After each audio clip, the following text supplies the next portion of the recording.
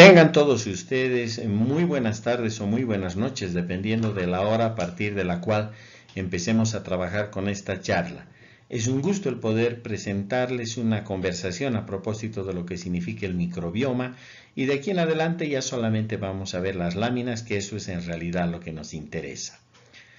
Ahí está, en realidad también es un verdadero honor el poder presentar esta charla a través de lo que significa la Universidad Nacional de Mar del Plata, universidad además de la que me siento muy orgulloso ahora pertenecer, y obviamente en el entendido de poder hablar de los temas que nos interesan a todos nosotros. ¿Sabían ustedes que el primero en descubrir nuestra microbiota como tal fue Anton van Leeuwenhoek? ¿Sí?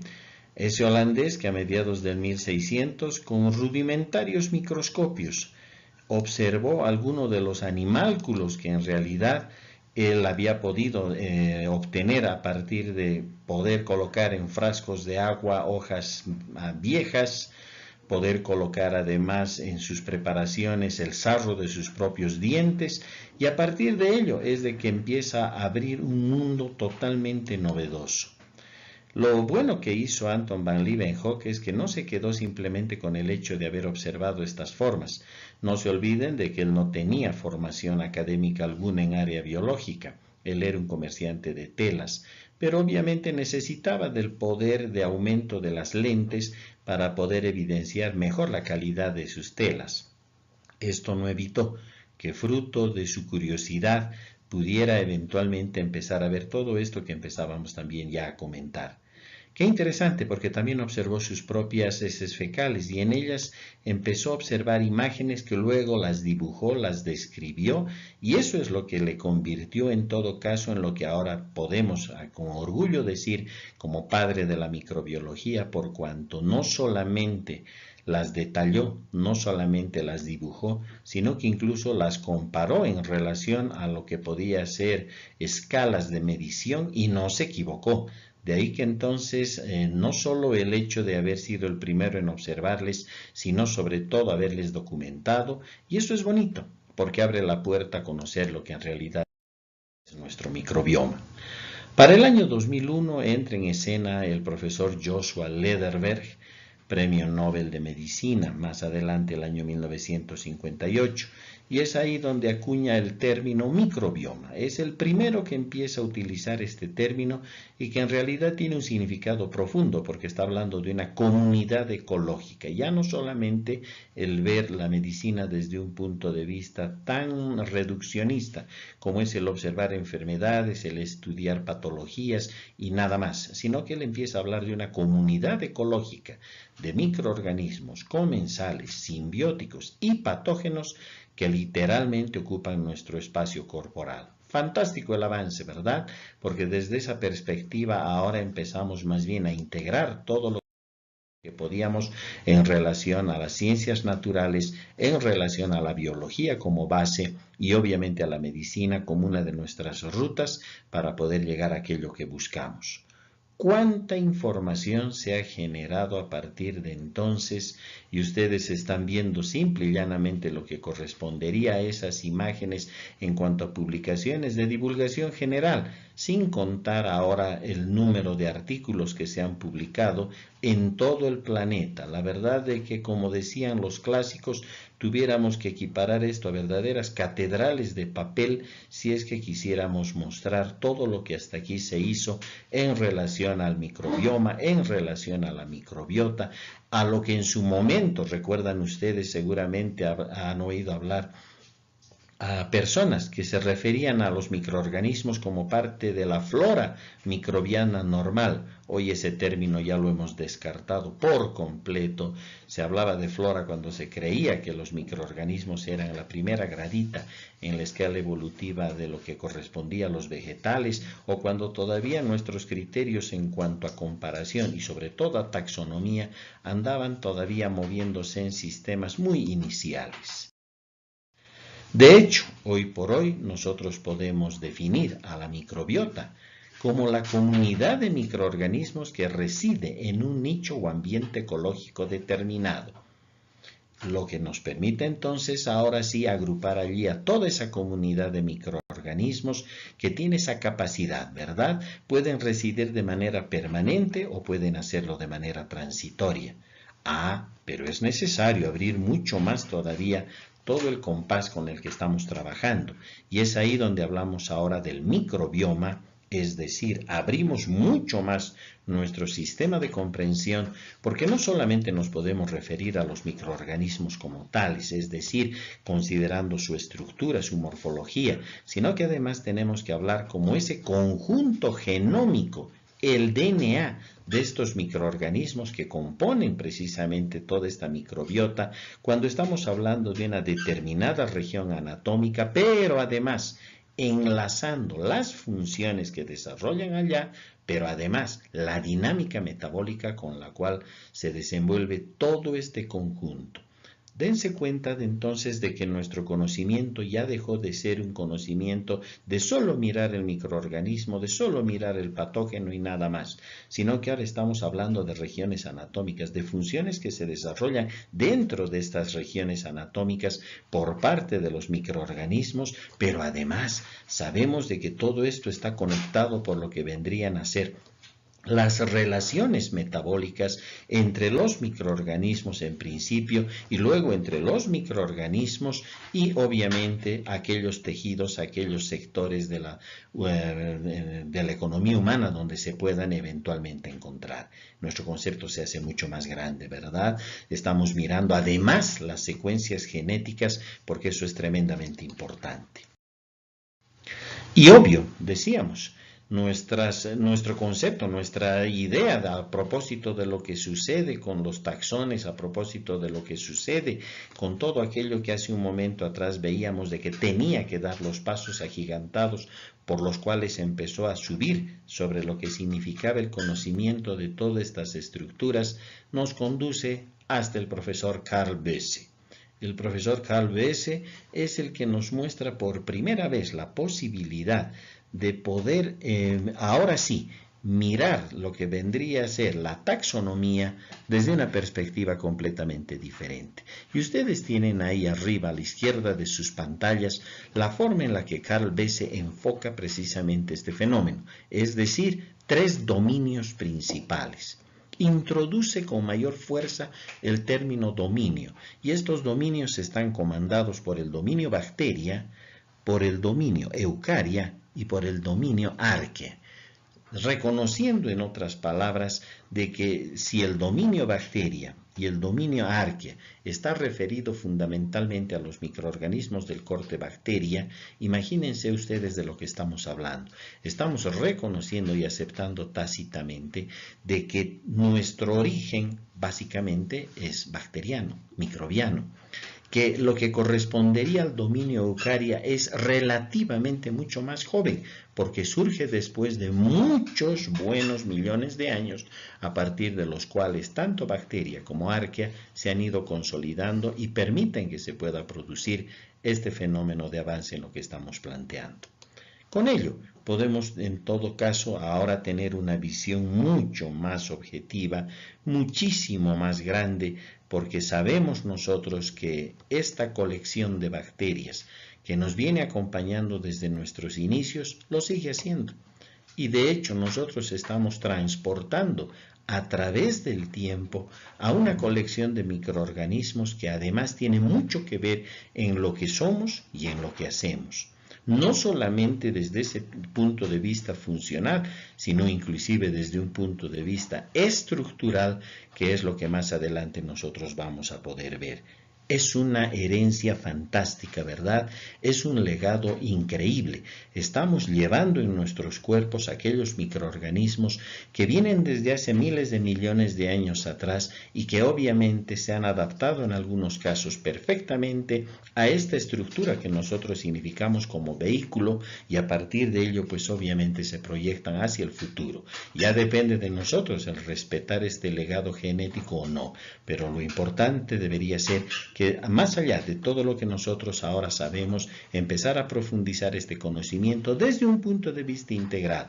Otra vez, no reduciéndonos solamente a la enfermedad, el patógeno, automáticamente el antimicrobiano, y ahí empieza un problema del que vamos a conversar mucho más. adelante. Pero ¿qué tan importantes son nuestras bacterias? Miren, si nosotros nos situáramos hoy a las 12 de la noche y viéramos que en todo el planeta solo existe una bacteria, 15 minutos más tarde ya serían 2, 30 minutos más tarde serían 4, y luego 8, y luego 16, porque ustedes saben que la fisión binaria precisamente va por esta ruta. Es más, en la medida que pasarían los minutos, tendríamos una progresión geométrica que se va armando y que a las 5 de la mañana, 5 horas más tarde, ya tendríamos 1.000.000 de microorganismos. A las 10 de la mañana ya tendríamos 1.000.000.000 y por lo tanto esta colonia bacteriana ya se sentiría, puesto que pesaría alrededor de 22 gramos y esto lo podríamos notar en lo que significaría, por ejemplo, nuestra mano si depositáramos estos 22 gramos. A las 3 de la tarde esa colonia pesaría 22 toneladas y al acabar el día, imagínense, pesaría ese número que realmente da vértigo, lo que significaría que a las 6:30 de la mañana del día siguiente pesarían más que el propio planeta Tierra. Pero no tenemos que asustarnos, ¿verdad? Esto no va a suceder, porque obviamente en el mundo de los microorganismos hay relaciones a través de las cuales se estabilizan sus poblaciones. Hay sistemas por los cuales existen, por ejemplo, fenómenos que conocemos ahora de Nkuru-Sempsin, a través del cual, por simple contacto y a través de moléculas señalizadoras, una vez de que se encuentran las poblaciones bacterianas entre sí, detienen sus mecanismos de fisión binaria o por la producción de algunas sustancias que incluso controlan a otras. Sabemos que los gram positivos controlan a los gram negativos y viceversa. En otras palabras, hay relaciones armónicas entre los microorganismos que la verdad a veces nos dejan asombrados, perplejos. Pero si ahora empezamos a focalizar lo que significan estos microbiomas en lo que viene a ser, en todo caso, la estructura de nuestros organismos, ahí ustedes están viendo en la imagen cómo en la boca tenemos alguna variedad de microorganismos donde, por ejemplo, los firmicutes y los proteobacterias de lejos toman la delantera al igual que los bacteroidetes. He de puntear en color rojo para que ustedes puedan ver y advertir mejor, porque sin duda alguna hay algunos sectores que siempre se vuelven como que los más importantes, como que aquellos que son icónicos, ¿verdad? El caso de los intestinos, por ejemplo, si ustedes siguen a lo que es el cursor que está marcándoles en un punto rojo, lo que sucedería a nivel de lo que vendría a ser el sistema de los intestinos, ustedes están viendo ahí que de lejos la cantidad de bacteroidetes prima sobre lo que vendría a ser firmicutes y sobre otros bacterios donde proteobacteria también destaca. Es impresionante, pero ahora ya sabemos que ese es un equilibrio muy delicado. Los bacteroidetes tienen que estar sobre los firmicutes y vamos a ver la relación que existe y lo que eventualmente puede suceder si estas relaciones, por ejemplo, empezaran a fallar y se empezara a invertir la razón entre lo que son bacteroidetes y lo que son firmicutes. Veríamos que patologías, ahora sí, entrando al terreno de la patología, que nosotros antes no las podíamos explicar totalmente, ahora cuando sabemos que estos equilibrios se van rompiendo, pues obviamente sí, definitivamente tienen una explicación. Y a nivel, por ejemplo, del canal vaginal, si estamos hablando de nuestro modelo femenino, están viendo ustedes que el porcentaje mayoritario de presencia bacteriana está representada por los lactobacilos y eso es obvio, ¿verdad? Eso es importantísimo. Obviamente dependerá también de las etapas de la vida por las que atraviesa, en este caso, nuestro modelo femenino, pero aún así sabemos que gran parte de su ciclo biológico tiene que estar comandado por microorganismos de este corte.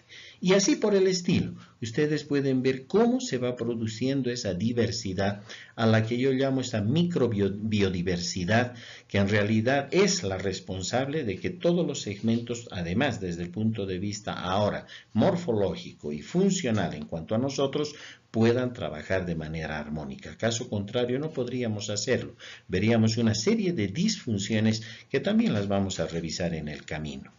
Ha sido interesantísimo poder mapear y poder controlar lo que significaba el microbioma humano. la diversidad de ese microbioma humano versus lo que significa la presencia, obviamente, de nuestras células como estructura eucariota.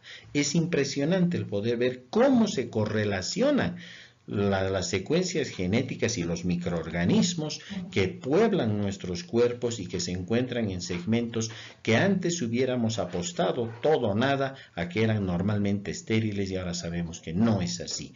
Ahora sabemos que existen secuencias genéticas y microorganismos aún en aquellas áreas en las que antes considerábamos que no. Y de lejos decíamos que los bacteroidetes, los firmicutes, los proteobacteria tienen una importancia tremendamente grande cuando estamos hablando de los microbiomas en cualquier segmento de nuestro organismo. De hecho, las relaciones de bacteroidetes, firmicutes y proteobacteria son las que van a definir nuestras propias relaciones de interacción hasta con nuestro medio ambiente e inclusive con nosotros mismos. Por lo tanto, esto que antes hubiéramos considerado tremendamente revolucionario y provocativo, ahora se convierte simplemente en una imagen de lo que en realidad está sucediendo. Y es verdad, nuestro hombre de Vitruvio, recuerdan, no debería ser solamente la representación espacial en cuanto a figura y la disposición armónica de lo que correspondería a las estructuras de nuestro organismo desde el punto de vista de imagen general, ¿verdad?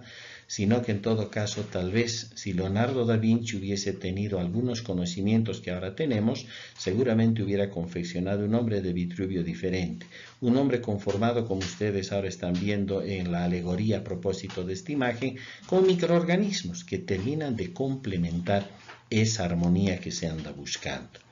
Es que al final de cuentas solamente tengo que ver cuántas células tengo yo en mi cuerpo y cuántas, por ejemplo, bacterias estarían habitando mi organismo.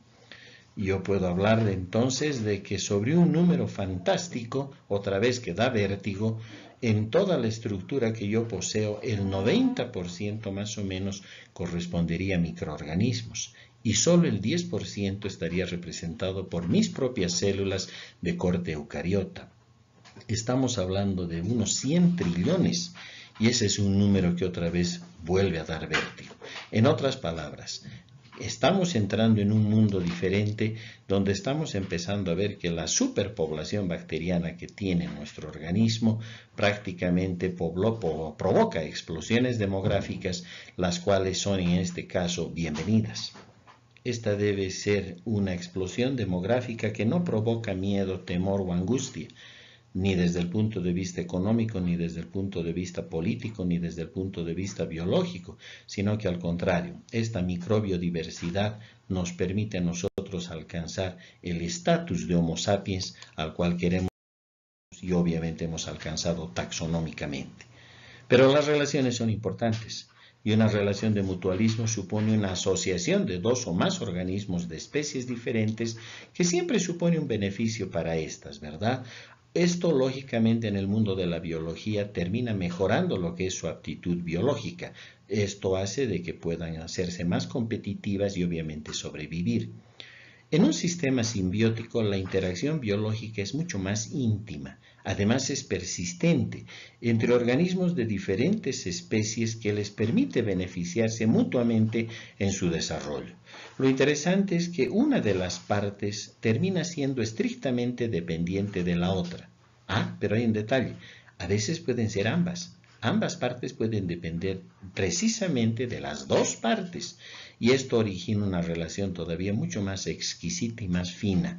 De hecho, organismos que estén involucrados en este tipo de relación automáticamente asumen el término de simbiontes. Y es que eso es en realidad lo que la biología contemporánea nos está marcando. Ya tenemos que dejar de pensar en que somos por ahí como que la única especie que está sobre la cima de todo y que todo el resto de las especies están por debajo y casi como que a nuestras órdenes. Sabemos que no es así, ¿verdad? Todas las especies en realidad estamos involucradas en lo que significa nuestro planeta y miren ustedes cómo alcanzamos, solamente hablando de la microbiota de un segmento o del microbioma generalizado de otro segmento, una repercusión que deja de ser de un simple organismo, de una simple especie, sino que en todo caso se convierte en la representación de un planeta, de la imagen de un planeta y obviamente con seguridad de la imagen y consecuencia más adelante de lo que le puede pasar a todo un universo. Los simbiontes entonces ocupan una de las escalas más importantes porque significaría entonces de que estas relaciones que se van dando y se van especializando en el tiempo permiten avanzar de una manera muchísimo más eficiente. Pero tuvimos que separar, no nos quedaba otra. Tuvimos que hablar de lo que antes hubiéramos denominado como bacterias o microorganismos saprofíticos o saprófitos. Ahora preferimos llamarles patobiontes, ¿verdad? Porque en realidad son simbiontes que deberían normalmente conformarse con asumir una posición inofensiva, pero bajo ciertas circunstancias y que generalmente dependen de nosotros, terminan provocando enfermedad. Entonces, hoy utilizamos el término patobionte y hemos destinado el término de patógeno para aquellos microbios que normalmente no forman parte de la comunidad microbiótica como tal y que por sus relaciones de interacción pueden finalmente causar enfermedad. Esto para nosotros ha significado el abrir nuestros ojos a un mundo diferente. Ya no de pensar en todas las bacterias como patógenos por excelencia. No, para nada, ¿verdad? Sabemos, y en números lo vamos a ver, de que en realidad los patógenos están muy limitados. Esto es algo que me descorazona porque yo como microbiólogo me siento triste. Pensaba que tenía la capacidad de poder identificar muchísimos microorganismos que pudieran causar enfermedad. Ahora, tanto la experiencia, los años, la práctica, como los conocimientos nos demuestran que no es así. No son muchos los patógenos y esto lo vamos a ver con calma. Pero tuvimos que utilizar otros dos términos más a partir de los cuales la definición se va haciendo también cada vez más grande. El metagenoma. Nuestro metagenoma, en otras palabras, no es nada más que aquel complejo que está formado por el material genético, pero fíjense bien, ya no solo del microbioma como tal, sino se suma al material genético nuestro, en este caso del hospedero o si ustedes quieren del hospedador. Eso significa que el metagenoma hoy por hoy es la conjunción de dos bloques genéticos, el bloque genético de nuestros microorganismos y el bloque genético de nuestras propias células eucariotas. Esto vamos a ver qué repercusión tiene más adelante.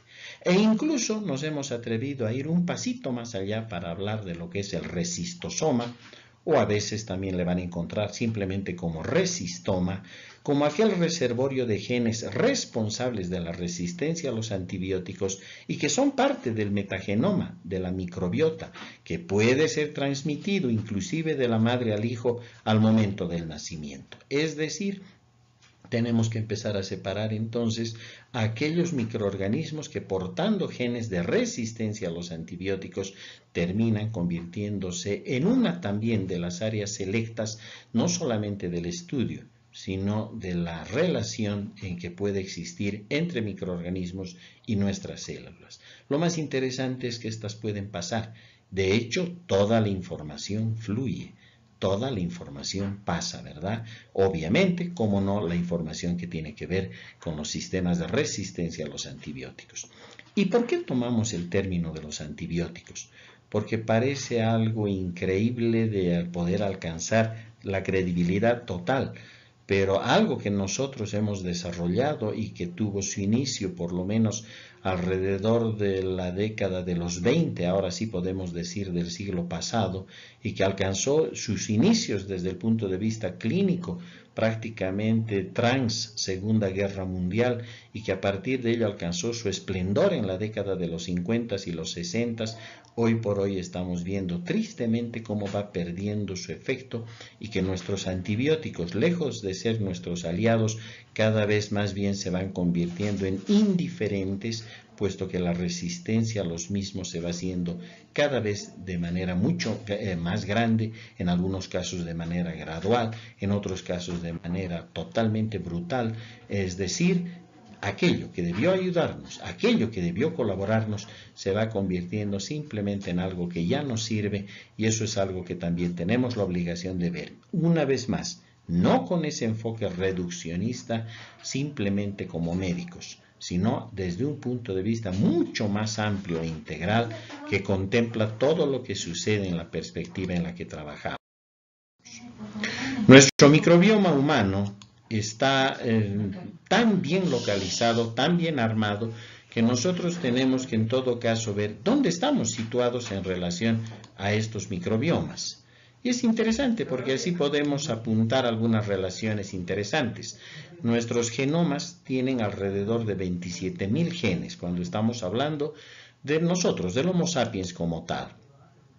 Esto significa que estamos hablando en números en cuanto a células que alcanzamos a un conjunto de 10 a la 13 células que nosotros portamos en nuestros organismos. Ahora súmenle los microbiomas que se encuentran en cada uno de nuestros sectores, y eso significa que estamos hablando en todo caso, ya como microorganismos, de un número de 10 a la 14 microorganismos. Si ustedes comparan 10 a la 13 células humanas versus 10 a la 14 microorganismos, significaría que el 90% de nuestros cuerpos está conformado por bacterias y un 10% está conformado por nuestras células eucariotas, lo que en todo caso nos pone en una situación bastante interesante, ¿verdad? Porque hemos dicho que si unimos los genes de nuestro genoma eucariota y los genes de lo que viene a ser el microbioma, estamos hablando de un metagenoma que de lejos es interesante. En el recuadro ustedes están viendo el tamaño del genoma si comparamos a una bacteria que es prácticamente otro ícono dentro de la bacteriología, llamaremos convencional, Escherichia coli, que puede alcanzar a un tamaño que ustedes saben que en todo caso está determinado por una unidad que para nosotros es hablar de los MBs o megabases de 4.6. Eso significa el número de genes de 4.400 genes aproximadamente. Comparen con el Homo sapiens, cuando estamos hablando de los 27.000 genes. Es decir, si ustedes sumaran todas las secuencias genéticas de nuestro microbioma, pues obviamente una vez más estaríamos hablando que el 90% de nuestra conformación está dada por microorganismos. ¿Qué funciones cumplen? Las funciones son importantísimas y de hecho ustedes tienen ahí relaciones muy íntimas con lo que es nuestro material genético, con lo que significa el movimiento y la actividad de enzimas, de metabolitos, de vías metabólicas que se están desarrollando en nuestros cuerpos, en nuestras células y que tienen mucho que ver con lo que va a suceder con los microorganismos.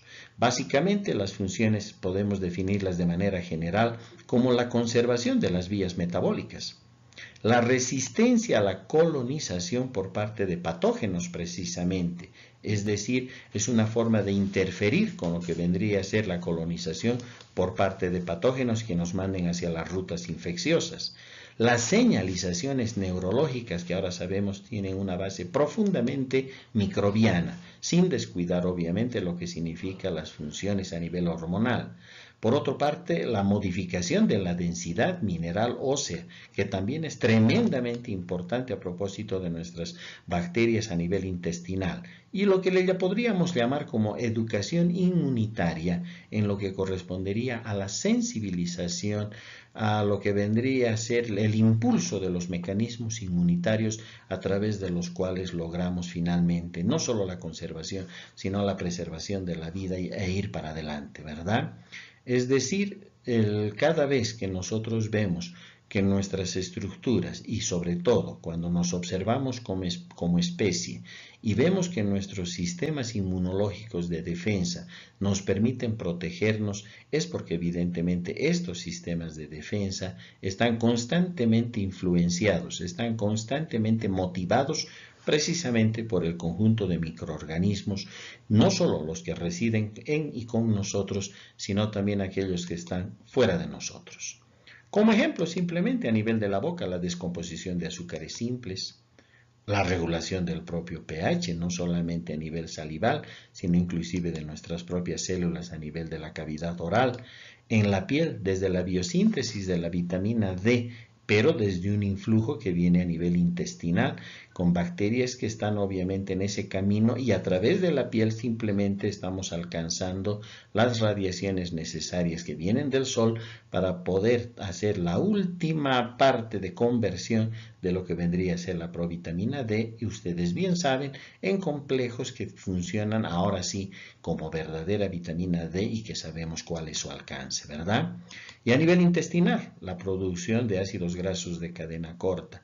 Ácidos grasos de cadena corta que son tremendamente importantes, por ejemplo, para poder limitar la acción de patógenos, para poder mejorar las interacciones entre nuestra propia microbiota, nuestro microbioma a nivel intestinal y nuestras propias células, mejorando una cadena de pasos. Fermentación de carbohidratos que no sería posible si no fuera por nuestros microorganismos.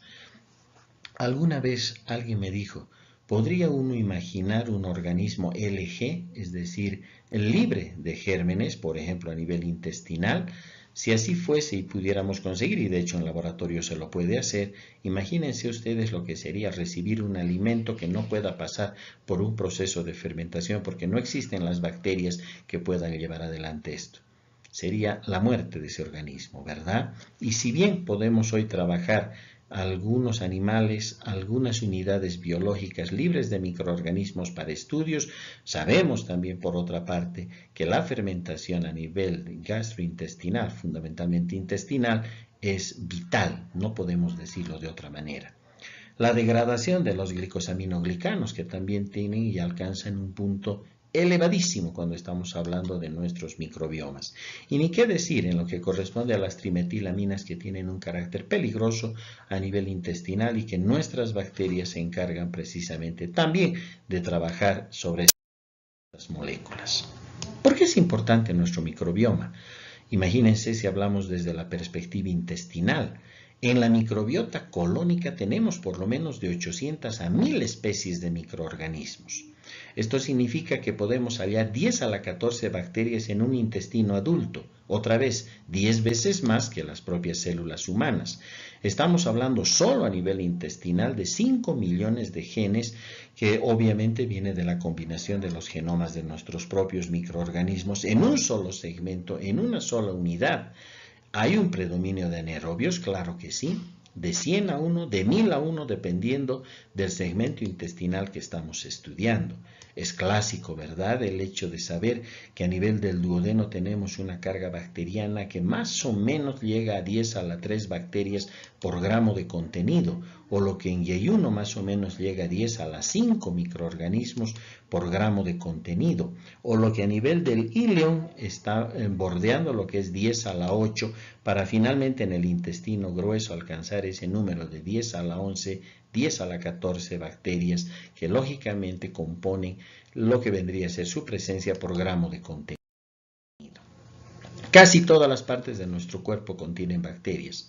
De hecho, solo el 30% de los microorganismos presentes en las diferentes partes del cuerpo humano se puede cultivar bacteriológicamente, es decir, por los mecanismos, por los métodos que bacteriológicamente poseemos. El 70% no. El 70% necesita tecnología donde la metagenómica obviamente es la que lleva a la delantera y es la que nos está permitiendo poco a poco conocer ese mundo bacteriano que la verdad hasta hace unos años atrás todavía era muy desconocido. Y si esto lo trasladamos otra vez a la dimensión planetaria, pues asómbrense. Solo el 3% de los microorganismos que pueblan nuestro planeta pueden ser detectados por la bacteriología convencional.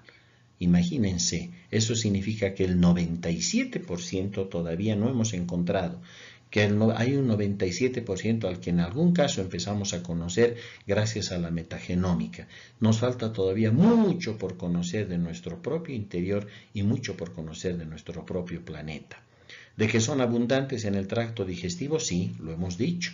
Esto significa que por los números que hemos dado, 1 kilo del peso corporal de un individuo de 70 kilogramos está dado por su microbioma, ¿verdad?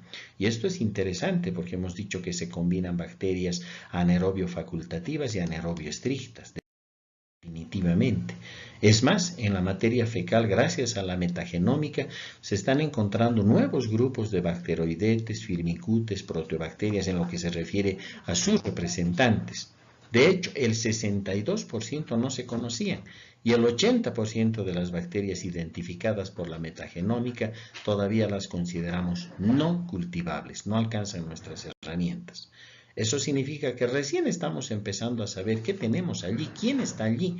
Ahora nuestros próximos pasos tienen que estar dados en la dimensión de saber qué hacen allí, conocer cómo están allí, por qué están allí y qué tipo de relaciones además tienen con lo que vienen a ser nuestras propias células. Si el número de bacterias en nuestro cuerpo es 10 veces superior al número de nuestras células, entonces somos más microbios de lo que nos pensábamos, ¿verdad? Deberíamos asumir una categoría interesante. Habíamos sido más microbios de lo que creíamos. De hecho, estimamos que en nuestro cuerpo habitan más de 10.000 especies bacterianas diferentes. Eso significa un promedio de 48 billones que nosotros pudiéramos dar ya como géneros y especies en particular. El tipo de bacterias es tan variable entre las personas que las bacterias que por ahí quien me esté viendo son distintas de las mías. A veces se pueden corresponder y si se corresponden entonces es cuando nos damos cuenta de que hasta nuestros sentimientos pueden estar comandados por las bacterias. Por eso es que ahora a mi esposa ya no le digo te amo con todo mi corazón. Le digo te amo con todas mis bacterias, porque obviamente es así, hay una correspondencia incluso entre los propios microorganismos y esto es interesante porque nos permite asumir esa categoría. Es más, esas relaciones que les planteaba vienen tan comandadas por nuestros propios microorganismos que estos sufren cuando nosotros atentamos contra ellos en nuestros sistemas intestinales y eso se demuestra fácilmente hasta en nuestras propias reacciones. Nuestro microbioma es único, está claro que es nuestra huella dactilomicrobiana. En un futuro, pues ya no va a ser suficiente el hecho de ver nuestras huellas desde el punto de vista que ahora estudiamos, ¿verdad? Ni siquiera aquello que viene a través de lo que vienen a ser las señales de reconocimiento a nivel oftálmico, sino que con nuestras huellas dactilomicrobianas, que sabemos que son propias de cada quien, pues obviamente debe ser suficiente para identificarnos. El microbioma femenino es mucho más complejo y diverso que el de los hombres. A nivel de las damas podemos encontrar más de 51.000 unidades taxonómicas. En los varones solamente sobrepasamos escasamente las 48.000 unidades taxonómicas. Esto significa que el microbioma de las mujeres es de lejos mucho más importante y obviamente que las damas también nos ganan en esto, porque nos ganan obviamente en casi todo. También sabemos que todo el mundo en su interior lleva algunas bacterias que se componen como patobiontes, como el Staphylococcus aureus, Staphylococcus epidermidis, Streptococcus pneumoniae, Listeria monocytogenes, Klebsiella pneumoniae, Escherichia coli, etcétera, etcétera, etcétera, ¿verdad? Y de hecho, esto también nos permite saber que ahora en los seres humanos el total de patógenos que nos está rondando no pasa de 500 especies y de estas solo 50 son realmente peligrosas. Nuestra bacteriología clínica enfocada solo desde el punto de vista del paciente de la enfermedad se reduce a eso, a tener que estudiar alrededor de 500 especies y en realidad manejar 50. ¿Se dan cuenta? Nuestras especialidades dentro de la microbiología, la bacteriología, la patología, desde el punto de vista infeccioso, se reduce grandemente cuando nosotros ahora miramos esto desde otra perspectiva. La mayor diversidad microbiana está en el tracto intestinal y en la boca. La piel tiene una diversidad media y en la vagina hemos dicho que el género más abundante es Lactobacillus. De hecho, también la bacteria más abundante en todo nuestro cuerpo es definitivamente Streptococcus, aunque las bacterias anaerobias siempre van a competir por el primer lugar. La microbiología contemporánea ha logrado demostrar que el 99.99999, y me puedo quedar unos segundos más en cuanto a porcentaje de los microorganismos, en realidad son beneficiosos y además indiferentes para la vida de los humanos. Les resultamos indiferentes. ¿Se dan cuenta? La vida continúa en nuestro planeta, los microorganismos siguen desarrollando sus ciclos. En el fondo nosotros les somos indiferentes. aunque a veces empezamos a causar daños como lo venimos haciendo tanto con nosotros como con el planeta. El impacto sobre la fisiología del hospedador, desde lo que es el comportamiento, ¿verdad? Por las conectividades sinápticas, los sistemas de ansiedad, las percepciones del dolor, a nivel de metabolismo, los gastos energéticos, la accesibilidad de nutrientes, hemos dicho, los ácidos grasos de cadena corta, a través de una serie de procesos, incluso la posibilidad de alcanzar mayores niveles de adiposidad, una vez que los mecanismos de fermentación se hacen más eficientes para ganar más energía. A nivel intestinal, la maduración de todo el sistema GALT, la regeneración tisular, la motilidad intestinal, la permeabilidad o en la homeostasis ósea, donde las células TH17 tienen un carácter importantísimo, así como el factor de necrosis que tiene a nivel de colon y hueso una situación también tremendamente importante a nivel de lo que es la osteoclastogénesis y la conservación de la masa ósea, todo por la actividad bacteriana, en este caso a nivel intestinal. Y en la formación de la vasculatura intestinal, desde lo que es la glicosilación en los factores tisulares, la segmentación de trombina, la activación de los receptores de la proteinasa 1, la fosforilación en lo que corresponde a los factores FT, la expresión de la angiopoietina 1, así como los sistemas de neovascularización en los que también tenemos esto. Pero estas interacciones son tan finas que ahora a nivel de placenta sabemos, a través de un trabajo publicado el año 2014, cuya referencia la tienen ustedes abajo a la derecha, que la asociación íntima entre ureaplasma urealyticum, ureaplasma parvum, leptotrichia, Escherichia, Atopobium vaginae y obviamente lo que significaba la placenta. Pero además para el año 2016 sale otro trabajo donde nos indican que precisamente a nivel placentario encontramos firmicutes, tenericutes, proteobacteria, bacteroidetes y fusobacteria. Además, habiéndose mostrado como frecuente el aislamiento de streptococos, estafilococos e inclusive propionibacterias, todo a nivel placentario. Es decir, la relación de los microorganismos con la placenta no se queda solo en la placenta, sino que sabemos que hay colonización en lo que corresponde al líquido amniótico sin llegar a procesos infecciosos, lo que se convertiría en el primer acercamiento de los bebés hacia lo que sería el mundo microbiano.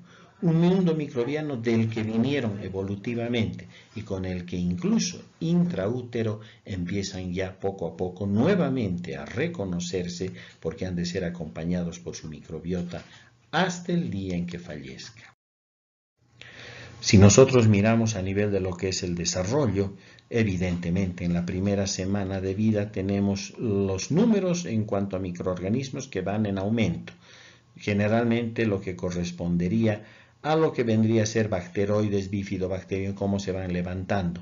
A nivel de la introducción de los alimentos sólidos, Clostridio, cómo Escherichia coli empieza a caer en los procesos después de la lactación, y en los adultos cómo mantenemos números altos de bacteroides, bifidobacterium, lo mismo que va a suceder a nivel de Clostridio y lo mismo que va a suceder a nivel de lo que es el Fecalibacterium y es lo que es el Eubacterium. Es decir, las relaciones de bacteroides y firmicutes se van a mantener constantes, donde los bacteroides deberían tener la supremacía y los firmicutes debieran estar debajo. Vean ustedes cuando nosotros comparamos lo que es una microbiota sana a nivel intestinal. Ustedes están viendo una primera línea de defensa que está en este caso representada por productos de tipo, en todo caso, proteínas, les llamamos proteínas antimicrobianas, que vienen como fruto de la producción de los microorganismos que normalmente residen en lo que correspondería a estos segmentos.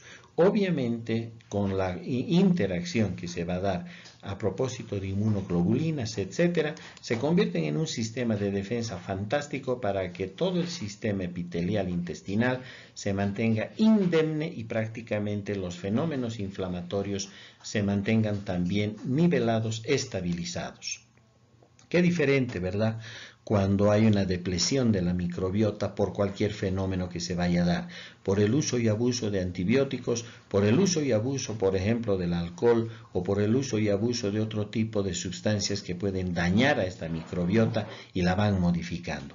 Ahí los péptidos o proteínas antimicrobianas empiezan a caer, las inmunoglobulinas, miren cómo van disminuyendo, la propia mucina que recubre y defiende al intestino también empieza a desaparecer y ahora sí, los patógenos que están en color rojo son los que muy fácilmente pueden llegar hasta los epitelios y pasar desde un carácter simplemente colonizador incluso un carácter invasivo. Esto desde ya se comporta de una manera tal que ahora podemos decir que microbios y vertebrados hemos evolucionado juntos a través de buenos miles de millones de años. El funcionamiento normal de nuestro sistema digestivo o inmunológico depende de la presencia de una microbiota simbiótica. Si no, no se podría dar este paso.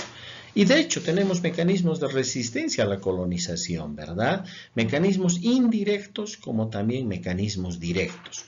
En los indirectos, desde las inducciones inmunes que está dada por las defensinas, versus lo que significa microorganismos que ustedes están viendo debajo, hasta lo que significa la interacción con productos metabólicos donde las sales biliares, fundamentalmente butirato, y los ácidos grasos de cadena corta son los que también van a trabajar estabilizando poblaciones bacterianas, hasta los que trabajan de manera directa, la competición nutricional a través de azúcares como la fructosa o con moléculas como el ácido ciálico e inclusive una toxicidad directa entre lo que vendría a ser una guerra en pequeña escala entre nuestros microorganismos donde las bacteriocinas son las que se encargan de estabilizar las poblaciones bacterianas.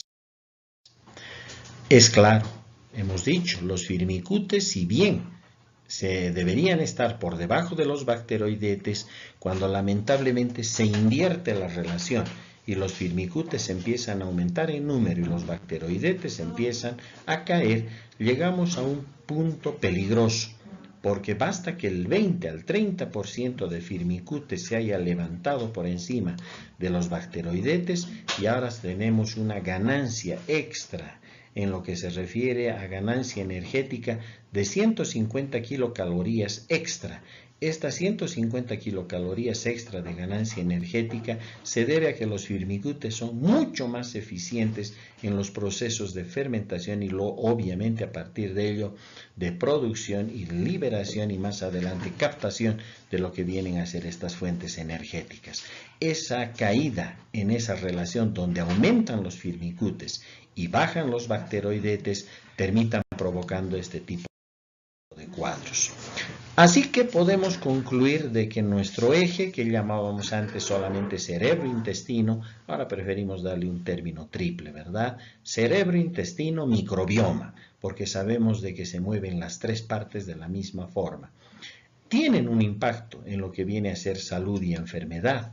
De hecho, nosotros podemos observar de que si todo se encuentra estabilizado, si nosotros estamos hablando de un microbioma o de una microbiota que en todo caso está sana y a través de ello pues va a influir en lo que significan las relaciones intestinales y de a partir de ello en ese eje cerebro-intestino-microbioma sabemos que nuestro comportamiento, nuestras emociones, nuestras funciones cognitivas, los procesos de nocicepción se mantienen en lo que vendrían a ser, llamaremos comportamientos o estimaciones normales. Hay niveles adecuados de células inflamatorias y lo que vienen a ser sus mediadores. Hay una composición microbiota normal. Hablamos de un sistema nervioso central sano, de un intestino sano, de un microbiota sano. Qué diferente cuando empiezan a aparecer procesos de estrés, de enfermedad, donde obviamente hay alteraciones en el comportamiento, en las emociones, en las funciones cognitivas, en la propia nocicepción, con niveles elevados de células inflamatorias y de mediadores que nos conducen irremediablemente o que son producto de la disbiosis intestinal. No solamente ya como disbiosis intestinal, ¿verdad? Sino que podemos sumar otro término, el de la disantibiosis microbiana. esa anomalía por la cual aumenta la presión selectiva y obtenemos muchos más mutantes resistentes, convirtiéndose nuestros propios intestinos en el reservorio de bacterias que alcanzan lo que ahora llamamos los fenómenos de multidrogoresistencia, cuando 3 grupos de antimicrobianos ya no pueden trabajar sobre estos, cuando normalmente estos microorganismos hubieran sentido el efecto de estos grupos de antimicrobianos, o extremadamente resistentes cuando ya solo nos quedan a la inversa 3 paquetes, 3 grupos, 3 familias de antibióticos, o lo que es más grave, con bacterias panresistentes donde prácticamente ya ningún antibiótico conocido tiene la posibilidad de provocar daño o de actuar sobre estos patógenos que realmente nos estarían causando enormes problemas, o incluso sobre patosimbiontes. Por lo tanto, si nosotros asumimos cómo se comporta la microbiota versus los neurometabolitos bacterianos, el ácido gamma-aminobutírico, importantísimo a nivel del sistema nervioso central, viene modulado desde el intestino por poblaciones de Lactobacillus y Bifidobacterium. La noradrenalina está modulada por especies de Escherichia, especies de Bacillus y especies de Saccharomyces. La serotonina está también modulada por especies de Cándida, por Streptococcus, por especies de Escherichia y de Enterococcus. O la dopamina, que está finamente en este caso modulada por especies de Bacillus, para finalmente arribar a la acetilcolina, que también está finamente modulada desde el nivel intestinal por poblaciones de Lactobacillus. ¿Podemos cambiar entonces las ecuaciones? Sí. Hay una ecuación clásica, ¿verdad?, que significaba siempre infección o bacteria, igual infección, igual antibióticos. No. ¿Por qué no podemos aplicar una nueva bioecuación? Esta bioecuación donde yo introduzco el factor a través del cual podemos ver que en nuestra nueva bioecuación nosotros tenemos un elemento a la izquierda que es la sumatoria de los factores desestabilizantes de la homeostasis por macromicroorganismos, donde al lado derecho de nuestra ecuación en la igualdad está dada por la resultante de la disbiosis multiplicada por la aparición de patologías que sube, que todavía se hace multiplicada mucho más grande a nivel exponencial. Es decir, esto es lo que en realidad matemáticamente nos está pasando a nivel gastrointestinal, cuando la disbiosis se convierte en un fenómeno tremendamente peligroso y donde la aparición de patologías se va a exponer a una probabilidad de multiplicarse exponencialmente y desde ya poder atentar contra la vida de las unidades. ¿Cuál es la conexión final? Básicamente que nosotros y nuestros microorganismos somos como nuestro planeta y sus habitantes, ¿verdad? Si aprendemos a cuidar nuestros microbiomas, estamos camino a aprender a cuidar nuestro planeta, pero además a todas sus especies. No se olviden que una especie es todas las especies.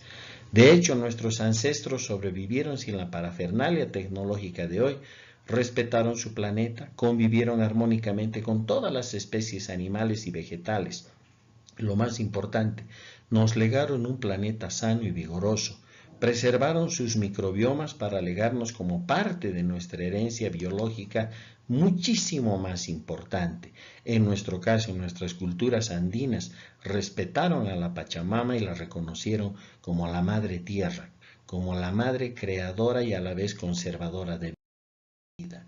Por eso es de que les permito presentar esta imagen y se las regalo. Es un cuadro de Mamani Mamani, uno de nuestros más grandes exponentes en la pintura andina, donde ustedes están viendo la imagen representada de una madre. Pero es la madre tierra, es la madre que está cuidando de todo, cuida sus montañas, cuida sus ríos, cuida su naturaleza, cuida absolutamente todo lo que significa la flora y la fauna. Nosotros lo único que tendríamos que hacer es ayudar a la Madre Tierra. Si en nosotros empezara a entrar este tipo de pensamiento, qué diferente sería. Podríamos dejar no solamente una herencia de microbioma a nuestros hijos, nietos o bisnietos, sino podríamos dejar una herencia de planeta Tierra, que al final de cuentas todavía, hoy por hoy, es el único habitable que tenemos y es la única nave que nos transporta por el universo a través de nuestro vuelo que se va dando cósmicamente alrededor del Sol. Muchísimas gracias. Ha sido un honor conversar con todos y todas ustedes. Hasta luego.